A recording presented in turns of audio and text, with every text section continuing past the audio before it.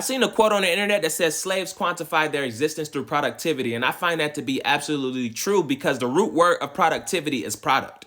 Okay, the root word of productivity is product. So if you're quantifying your existence through productivity, that indeed makes you a slave, because that means the value in life is proportionate to what you're able to produce and thereby extract some form of monetary value for. Right? You're looking to make money, essentially. If your life, right, if your existence is predicated upon productivity, then that means your life, the value of life for you is based upon how much money you can make, which is very much indicative of a slave, because a thorough perspective will have you know that life is a process. The ingenuity of life is a process. How we process energy in itself is a process. How we get to from the point of a thought to a manifestation, to a material result or an outcome is a process. So when you focus specifically on that outcome, right? Productivity, right?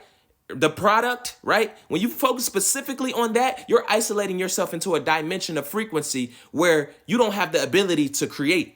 Because that's the secular dimension. Things are created from an essence point, right? An internal point that expands outwardly. You're worried about the end point. You're worried about the end goal and not the process to get to the end goal. So if you're not focused on the process to get to the end goal, you don't have the ability to create. You don't have the ability to reinvent, to reevaluate. You're suspended to one specific dimension of reality, which makes you a slave because you're not free. You're not free through the conscious spectrum. You don't have the liberty to imagine through the conscious spectrum. You're totally captivated and tethered to one dimension of reality that disempowers you from your kingship, from your queenship, from your authority, from your godliness, from your divinity. You're trapped into the secular dimension when you're focused specifically on productivity.